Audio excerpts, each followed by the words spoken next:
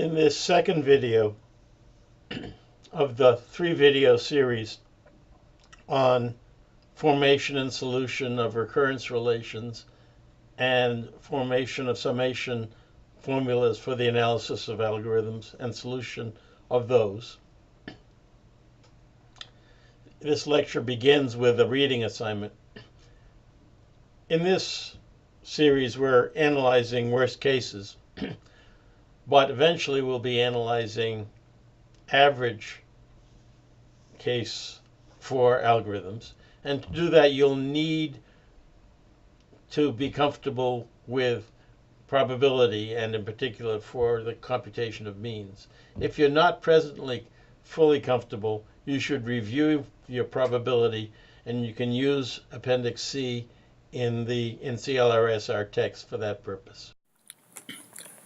A very powerful paradigm commonly used for designing good algorithms is the divide and conquer paradigm.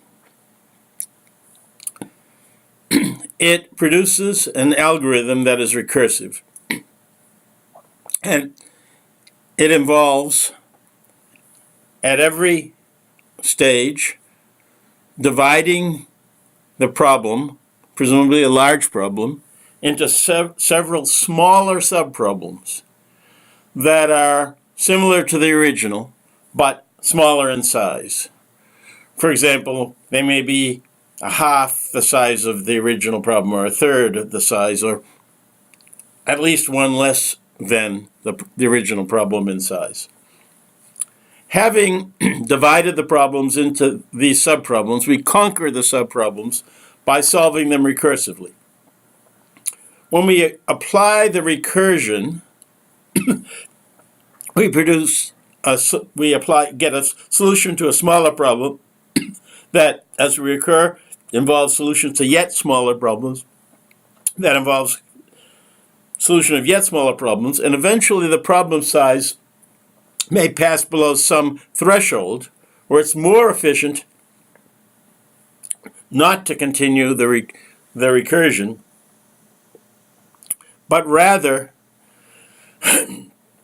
to solve the small problem in some special, straightforward manner that's faster than continuing to recur. In any case, we conquer all the subproblems by solving them either recursively or, if they're small enough, solving them in this special way. And that special way is done in some fixed amount of time. That is to say, it's an order 1 component. Having conquered all the subproblems, we combine those conquered subproblems to create a solution to the original problem. So we divide, then we conquer, and then we combine. These recursive algorithms, when analyzed, produce recurrence relations that have to be solved. An example of a divide and conquer algorithm is merge sort, which we considered at length in the last video. In that algorithm, we have an n-element sequence to be sorted, and we divide it into 2 equal halves, except possibly if they're odd number, one half may be one element more than the other. And having divided it into those 2 halves, we conquer each of the 2 halves by applying merge sort recursively to each of them. If the subsequence is of length 1, we stop the recursion and accept the 1-element subsequence as sorted. Having conquered each of the 2 subsequences, we then saw that merge sort combined the 2 sorted subsequences by merging, and that produced the sorted answer. We found then that the analysis of this algorithm produced a recurrence relation of the form T of n equals 2t of n over 2 plus order n.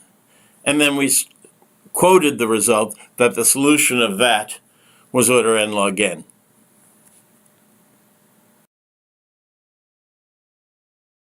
The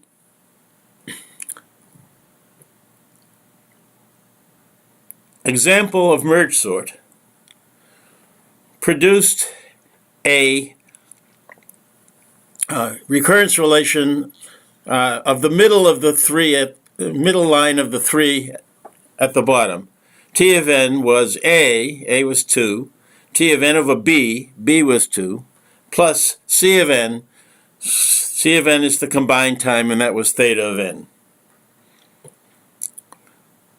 Some problems are can be solved in order 1 time, in particular problems that are appropriately small enough, in which case we get a T of n equals theta of 1.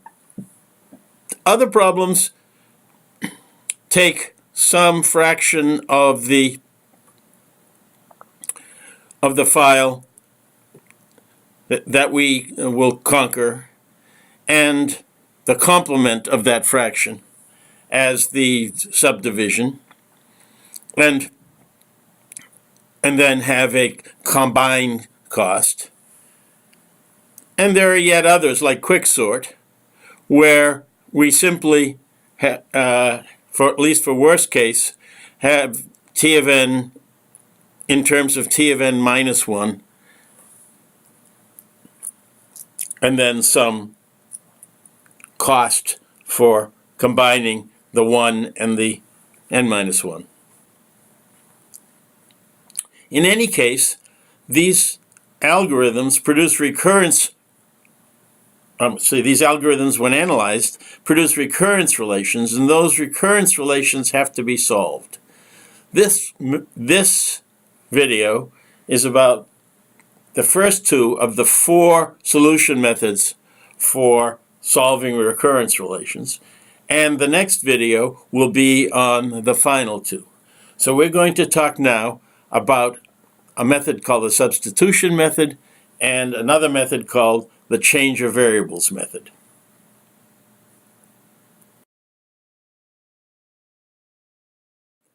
Before we go on to the particular solution methods, we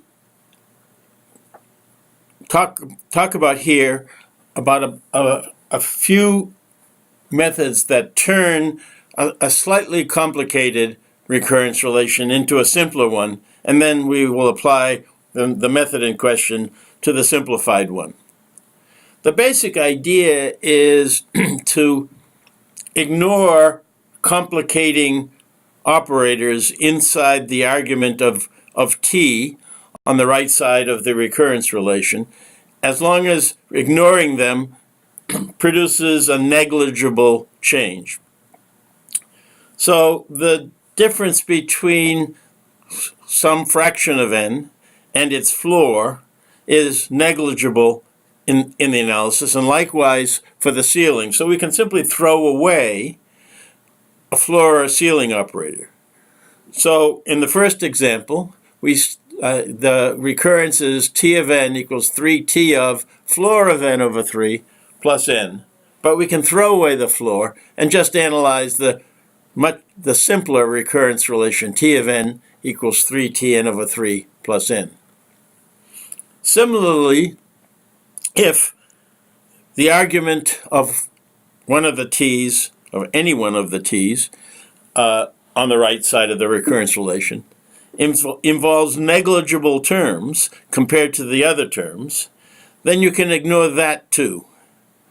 So, for example, in the second example, in the second example that we see here, the argument of t is n over 3 plus 5, and 5 is negligible compared to n over 3, and so we simply can throw away the 5.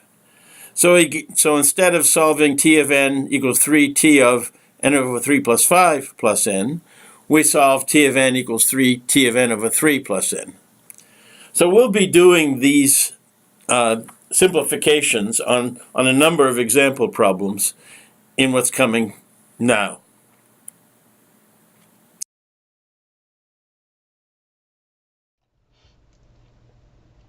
Okay, so let's move on to the substitution method.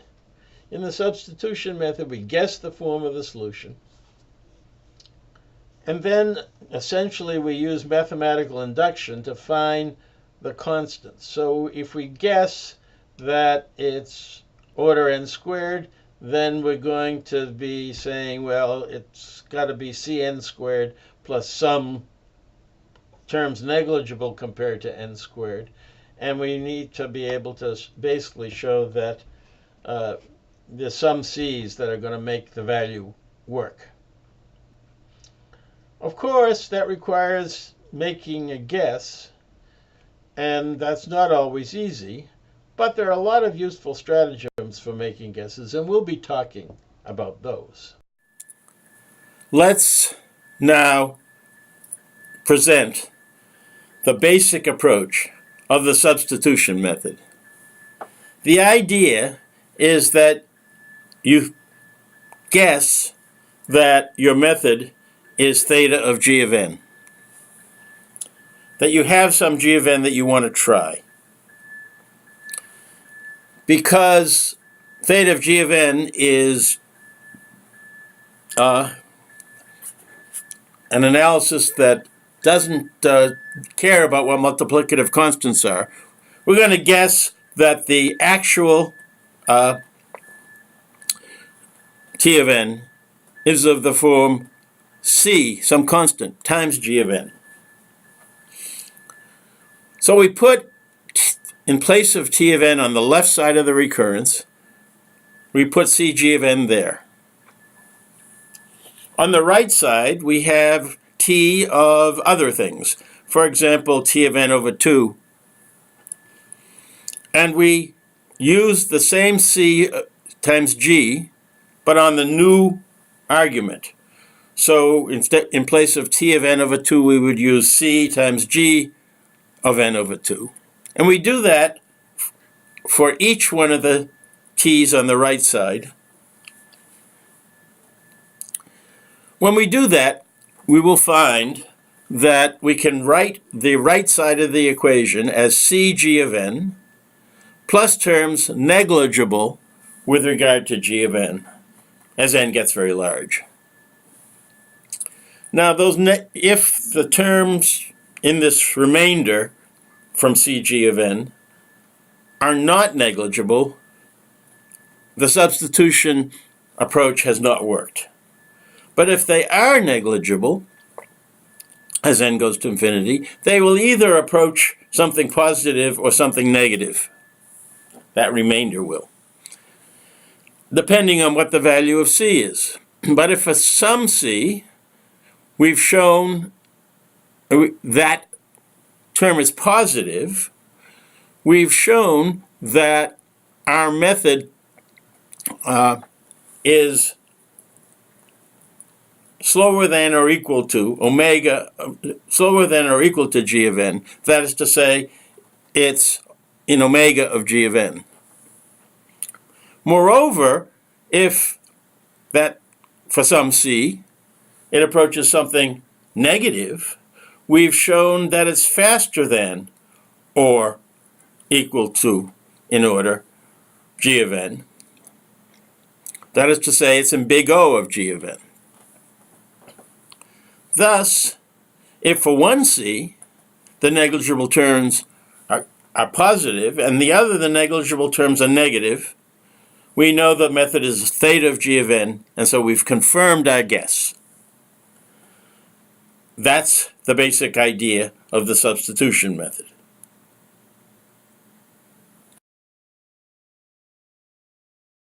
Let's consider an example of using the substitution method. So the example is to solve the recurrence relation t of n equals 3t of floor n over 3 plus n. The first thing we do is we simplify it. We throw away the floor. So instead we're going to solve the equation t of n equals 3t of n over 3 plus n. We're guessing that this is a theta of n log n algorithm, and so we guess that t of n is c times n log n. So on the right side, the 3t of n over 3 is 3 times the t of n over 3 is c times n over 3 times log of n over 3. And of course then there's plus n. And 3c times n over 3 is of course just cn. So we get cn log of n over 3. But log of n over 3 is log of n minus log of 3. And so we have that with the substitution, the right side is now cn log n minus cn log 3 plus n. And collecting the terms in n, we get it's cn log n, which is what we guessed on the left side, minus n times c log 3 minus 1. So we have this remainder minus n times c log 3 minus 1, which is negligible compared to the n log n. That is to say, the ratio goes to 0. This remainder is less than 0 if the parenthesized term is greater than 0. That is to say, for c greater than 1 over log 3. And it's greater than 0 when c is less than 1 over log 3. The result is we've shown both.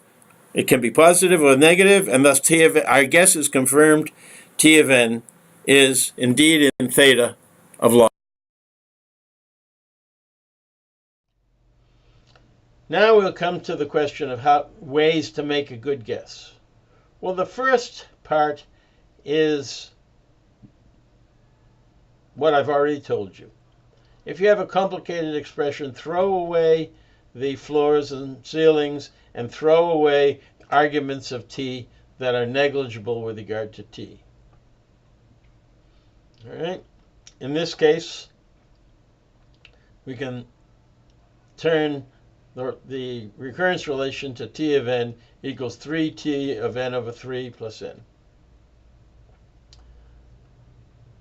Another way to guess is to make some guess that you think may be faster than the result. So say we think maybe it's more than linear in n. So we guess Cn, which is faster, and we analyze this thing, and we yield with that analysis that the remainder has a sign such that you can confirm that the method is slower than Cn. That is to say, it's an omega of n.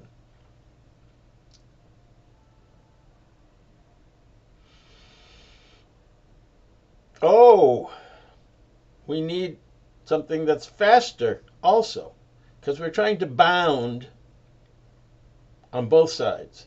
So we'll guess n squared. That's slower than n. And we look at the remainder there and we find that it has the other sign. And so, we can say it's in big O of n squared. So we have, it's slower than order n and faster than order n squared. Oh, we say to ourselves, what's between n squared and n? Well, n log n is. So we try n log n, and hopefully that works. If not, we take something else.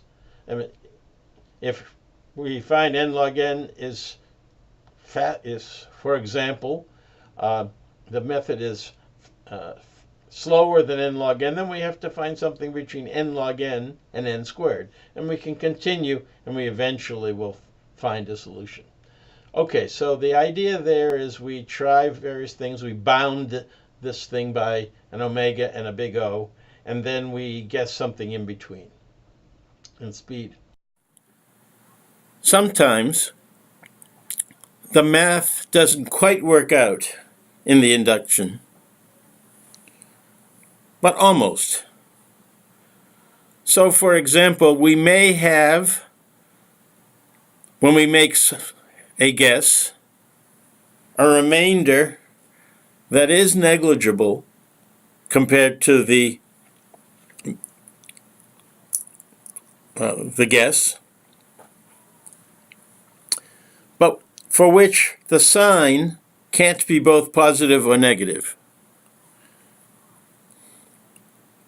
So, for example, we guess, for example, for the recurrence relation, t of n equals 3t of floor n over 3 plus 4, we first simplify by throwing away the n over 3, and we guess that it's order n, so that t of n is cn, and when we plug in on the right side, we see that we get 3 c of n over 3, that is to say cn, plus 4. 4 is indeed negligible compared to n, but it can't be both positive and negative. So we have, I'll write that t of n is in omega of n, but we haven't been able to show that it's in theta of n because we haven't been able to show that it's in big O of n. The clever little trick that we can do is to modify our guess to include a negligible term compared to the original guess, thus not changing the order. So instead of guessing Cn, when we have theta of n, we add or subtract a constant b. Cn minus b is our new guess. B is negligible, so if we can get the math to work for Cn minus b, we'll still have that the whole thing is theta of n. Now when we plug in for 3t of n over 3, we get 3 times c times n over 3 minus b, and then we have the plus 4. And now we have the original guess, Cn minus 3b. We have the original guess, Cn minus b, with a remainder of minus 2b minus 4. That constant, minus 2b minus 4, is negligible compared to the Cn minus b, and thus with regard compared to Cn.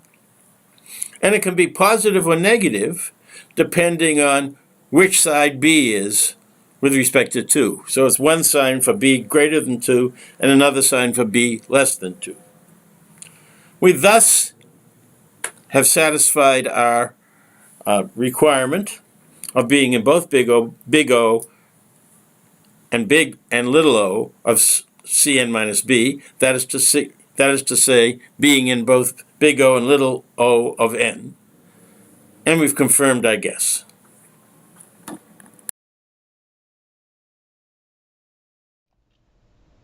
Be careful when you rewrite this thing and the additional term is not, the remainder term is not negative, is not negligible compared to the term that we're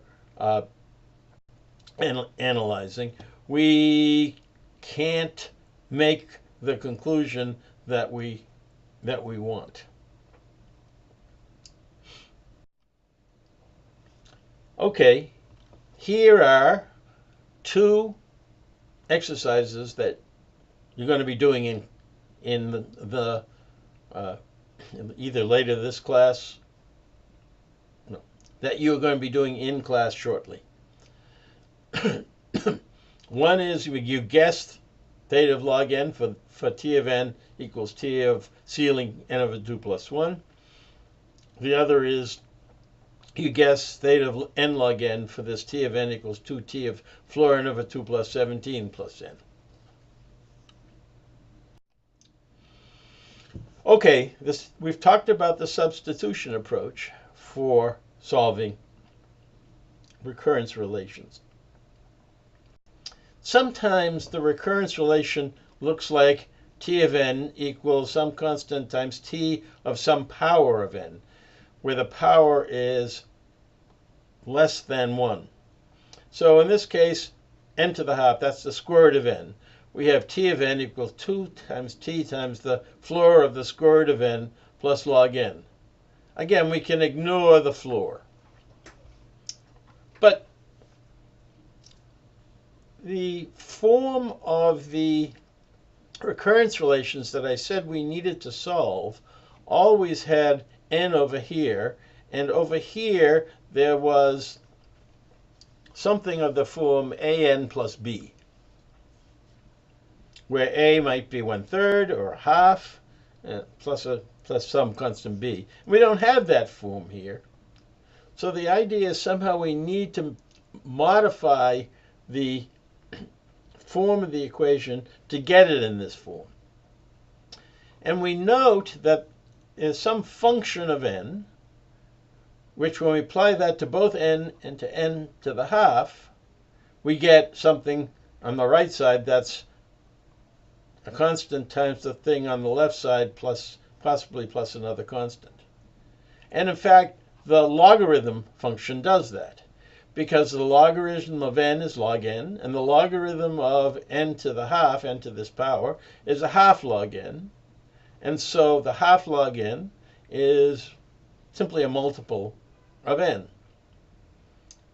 Okay, so the first trick is to find some function to apply to n, as well as to the argument of t that turns both of them into a multiple of the other plus a constant. Okay, so once you've done that, you use that new function as a new variable. So we say m is log n. Okay, that solves for m in terms of n. We're going to need to write n in terms of m. So we have to invert the log. If this is log base 2, as it is, then n is 2 to the power m, right? Because then log of base 2 is m times log of 2, and log of 2 is 1, so it's m. So that works. Okay, so once we have n equals 2 to the m as the inversion of our change of variables, we can now, in the original recurrence relation up here, we can plug in for n 2 to the m, and up here for n 2 to the m to the half, which is 2 to the m over 2. So now our recurrence relation written in terms of m is t of 2 to the m equals 2t of 2 to the m over 2 plus, now we have to write what's on the right side of the equation in terms of m also, but that log n is just m, and so we have t of 2 to the m equals 2t of 2 to the m over 2 plus m. Okay, so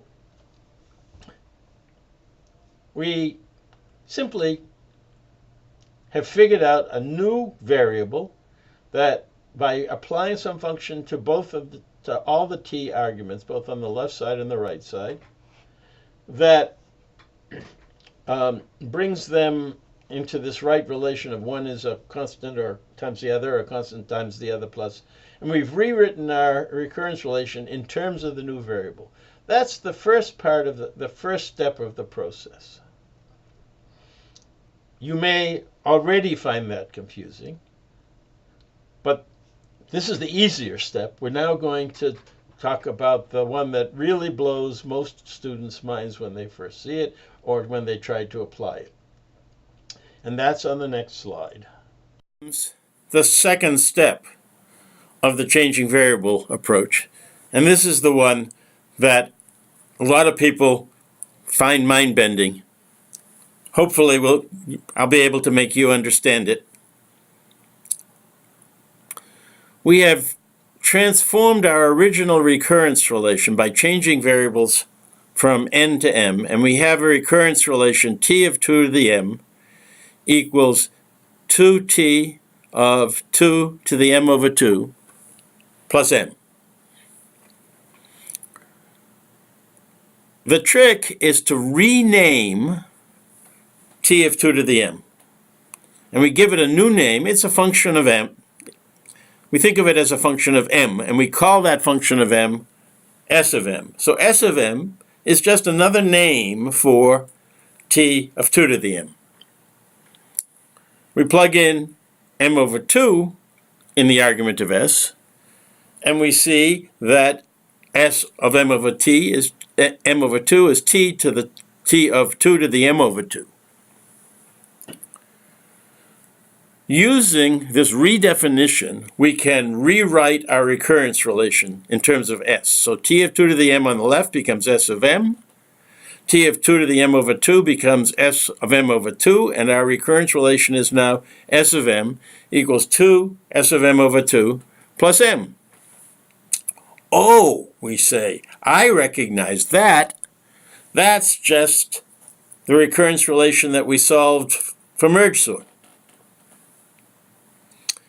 And the solution for that is s of m equals theta of m log m. So by the use of this trick, changing variables and then changing the name of the t function into this s function, we have a solution for the recurrence on the s function. And then all we have left to do is to go back from s to t. So s of m is t of n, which is t of 2 to the m. But remember that the change of variables was that m is log n. And so for each m in the last expression, the theta of m log m, we have an m and then before the log and an m of the log. We plug in log n, and we get t of n equals theta of log n times log of n. And that's the result that we were after. So, in conclusion, we try to change variables, and we do so in a way that makes the argument of t on the left, namely n, and the arguments of t on the right, all related to each other by a constant multiplier, possibly plus another constant. Once we do that, we rewrite our t in terms of the new variable, which involves applying that function. In the example, it was log. And having rewritten that, we redefine the recurrence relation, solve it, and then use the relationship between m and n that we got to produce the overall solution.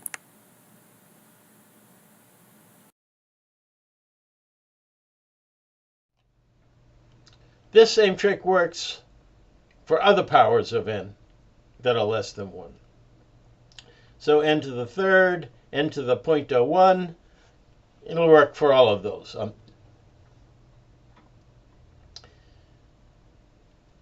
Sometimes you can also find functions other than log that work when you don't have powers that can change the two sides, the n and the argument, some function of n, into something that are related by a constant multiplier plus a constant.